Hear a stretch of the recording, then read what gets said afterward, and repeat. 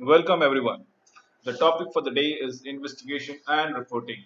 So we will be talking about all accidents and incidents areas that happens in the corporate area, the shop floor area, the office, the organizations. Here we go. So the agenda remains we are looking into accident investigations. I have already said so. What are the human elements that are into play with respect to any incidents or accident thereof? Definitive cause we need to find it out, the voice, the reasons, the mood reasons for the incident, and what should be the response, appropriate response to any further incident or similar incidents in future. So what, why these reports, why this investigation? Please understand this accident needs to be reported just to be in sync with the law and prevent similar failures in future, similar recurrences in futures. This thing should not be happening. So what exactly should be your reporting procedure? We'll be talking about the reader as such, some of the health and safety factor that comes into play as far as reader. So, what is RIDDER? RIDDER is reporting of injuries, disease, dangerous occurrence, regulation. Again, I report. RIDDER is the abbreviated form of reporting of injuries, disease, dangerous occurrence, and regulation. In this respect, what happens? They eventually unthinkable happens. The death, major injuries, probably which leads to broken limbs or even amputations happen. Over 3 day injuries where you are medically sick, medically unattaining, medically not fit to attain your duties, to call of the responsibilities that the organization has bestowed upon you. The injuries to the members of the public taken from the scene of the accident, some work related disease. Let us talk about skin cancer, from lungs problem, and there are many things that can be accounted for. So, dangerous occurrence as far as scaffolding collapse and so on and so forth. So, again, reporting of injuries, disease, dangerous occurrence regulation is very important and very pertinent for similar accident not been happening in future. This needs to be notified. So terminologies: hazard, something with a potential cause to harm, something which is detrimental to human life, something that is not appreciated by any person, any body, any organization that you want to go around it. Incidents, incidentally, are unplanned, probably uncontrolled, probably unforeseen event, which which actually result in an accident. Accident are definite, unwanted, unwarranted, unintended, very sudden events with detrimental consequences, with detrimental effect, with negative impact on your cognitive abilities, on your physical abilities, and so forth. So let us understand the realization of harm. Now, this is what the realization of the harms goes around in this particular fashion. So we have the hazard, we have the machine guard, one more guard, we have the safe system, and then the public, sorry, personal protective equipment, PPE. So we what are the guards? There are three guards in place: machine guard, system, safe system at work, and PPE.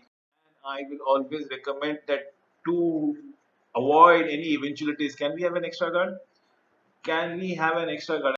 What we are looking into it identifies to remove the hole in the latent failures. If there are certain things that goes that gets overlooked, or probably we are not able to identify it, so it's better always that we have an extra guard to prevent that undesirable event to have a very meaningful impact. Let us talk about the human factors. Why classify human factors? Because it is to understand that human being tends to be lax in their activities, in their attitude, and results in a failure which we need to understand and dissect. So if someone has any lapses in the training, probably we should help him or her with these things. We should look at the visual clues, process, checks and balances. Things should not be repeated. I again recollect, things should not be repeated time and again. That needs to be understood all over things. So we have to ensure that there are no mistake in the human failure. If you have to look into it, we have to seek on the data provided, the training, the supervision that comes. Error. Yes, to err is a human, is what we have been kept on saying. Or there is a proverb. So, action or decision which probably, despite the best of the intention, doesn't have the requisite impression or outcomes. It is probably devastating outcomes comes around it. So, what is that? There might be slips, there might be lapses, there might be mistakes. So, what are slips? Probably doing some wrongful action, carrying out a process in not priorities, in not to sequence, mistakes, a person doing the wrong thing, believing that thing is to be right. There is a violation of where a person deliberately breaks the rules and violates the rule regulation of an instruction. This is what is very important, we need to understand. Let us come to identify the immediate cause of any accident or incident. So, unsafe action likely to result in an accident when people are not taking due precautions occurs immediately prior to the accident. These things, due precautions not been taken, been oblivious to certain activities. This is where it happens. Unsafe condition, article, equipment, or environment in condition likely to result in an accident is something where it's unsafe condition we are talking about it. We are talking about malfunctioning of equipment. We are talking about environment which is beyond the control of the human being. Let's say a tornado, let's say an earthquake, let's say a volcano exists prior to the accident. In both the cases, remember this is to the prior to the accident that happens around here. We need to understand this antecedent. So immediate causes, what are they? So we have two things. One is human acts. The other would be beyond human things or unsafe in both the scenarios. So unsafe act, unsafe condition. So under causes with unsafe act and unsafe condition, what are the underlying causes that we go around it? One is the human failure, which is the purview of the human beings, and beyond the purview, which is missing or inadequate control measures. I have already spoken about the earthquake, catastrophic natural events that comes around it, the tornadoes, the storms. There are these things that needs to be understood. But in terms of human failure, the slips, lapses, mistakes, or violation, this we need to reduce or probably. So why? Why is this incident happening? We need to answer all the whys that is follows around it. Why was the trailing cable at the top of the stair? Because the contractor had put it then. We need to find those answers. We need to find everything and please eliminate this the wrong thing that has happened. Why did the contractor put out there? Because he was not aware of the safe system of working on the trailing system. As simple as it. So why is he not aware of the safe system of working around it? Because he was not briefed by the supervisor. So why wasn't he briefed over by the supervisor? The supervisor had become sloppy and failed to brief the thing. So who is the culprit? It is the supervisor that we are talking around here. Hey, we need to understand. We need to ask a lot of why questions before we come to around it. So we have to speak the why questions.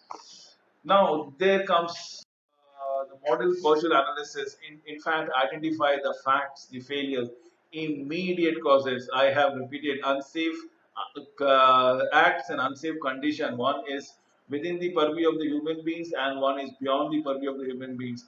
We have spoken about the underlying causes altogether. Again, now we define as to what are the root causes. Influencing persons are personal oriented, or the influencing person are job or organizational oriented. Now we like to pinpoint who is at fault, make people own up their mistake, make them responsible for the unfortunate, unwarranted incident that has happened in the organization. So root causes are three. These are three root causes that needs to understand out together.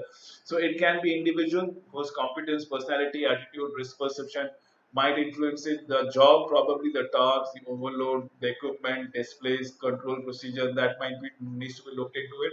Or the organization, we'll talk about the leadership, resources, work patterns, and communication. This is what happens out here. So we have the individual jobs and organization going in tandem with.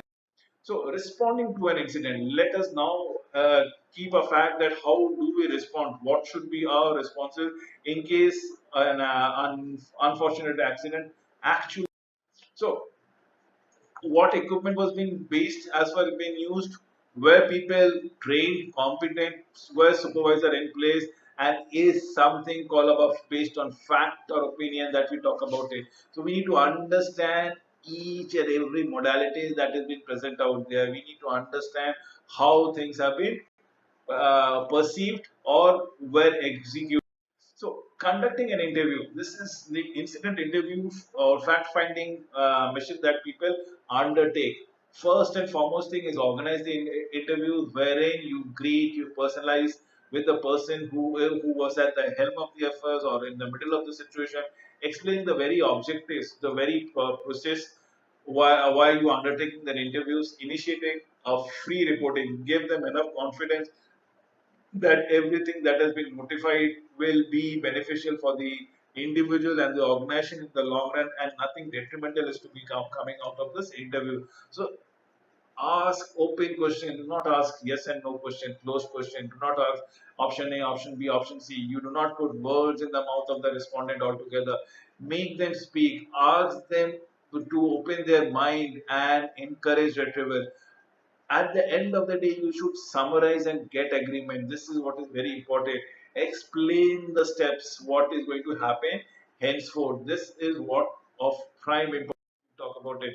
Sequence of event, determine the chronological listing of the event that give rise to the incident. There are three events. One is before the incident that comes up and happens around here, then there is the incident which happens, and then it is actually the after the incident that happens around it. So determine the chronological, the sequencing of the event that happens around it. Identify what went wrong, what was that did malfunction, the human being, the equipment, the organization, who was at fault. So what are the barriers in place? What should have happened?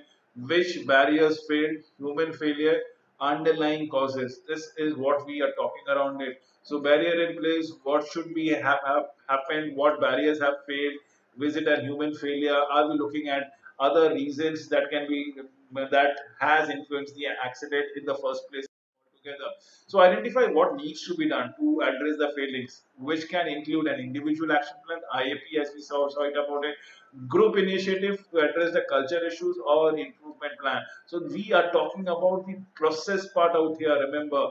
And what we are looking at is monitoring. Absolutely. If some outcomes come about out of these action plans, be it the group, be it the individual, or be it any process that we are looking into it, are we sticking to the plans? Is the most important question is all about it. Remember, it is the objective which has to be smart. Smart essentially means specific, measurable, agreeable, or achievable, realistic or reasonable, time scale or time based module that needs to be understood. We have to implement the process and get the things done in a proper, or should I say smart manner, and which is specific, measurable, achievable, reasonable, and time. So while writing the reporting, once the incidents have occurred, now we need to report it out, right? Now we need to understand where we are to going around it. Please do not use any flowery terminologies, any complicated technical terms. Use the correct terms, absolutely on the face, factual terms that comes around it. We need to understand what is happening with the report. So we have to speech the quote, we have to say the vocabulary, we should be very clear, direct to the point. Do not, I repeat, do not use people's name. Absolutely, do not use the term violation labs and mistakes in the report at any point of time. Do not get personalized in other words, what I want to say, do not get personalized. Try to find the reason, the main reason behind the report, fix it, and ways to fix it around it. That the beauty of writing report is all about it. Allow me to give you certain guidance. What is the immediate cause, the last event that occurred prior to the accident, prior to the incident, just before the incident? What was the exact state of affairs as far as environment, human being, machine status was concerned? How safe or unsafe they were. Underlying causes must cross reference with the problem arising, issue discussing. Factors must be consideration, demonstrate their contribution to the accident, the incident. We need to understand that the controls to prevent similar recurrences. This is what we need to go around it. Similar things, they say once bitten, twice shy. That is what the motto should be all about it. We cannot afford to have the similar accident happen in future at any point of way. And for this, we use the smart objectives of creating the process, the guidance, as we say so. So we need to understand the immediate cause, the underlying reasons, and the action plan, the action chart that comes around it. So your basic checklist that the report should always be having is describe the accident. Now, this tell me the natures, tell the description, or be factual about it. Identify the hazards thereby. Determine the sequence of event. This is very important. What went wrong and what was the right order. Determine the control measures or barriers to the implementation are effective. What went, what was the thing that escalated that incident into a catastrophic level. Determine failure and where the sequence of the event is important. So we'll talk about unsafe acts. We can talk about unsafe conditions. That is what we would love to bring out the report. Identify unsafe act immediately prior to the accident and is immediate cause we are talking around it. The identified unsafe condition exists prior to the accident. Remember the condition first was the unsafe act, then comes the unsafe condition. Please identify them, segregate the human element, machine element of the organization element separately. With this, I come to an end of this particular presentation. Thank you for watching this video.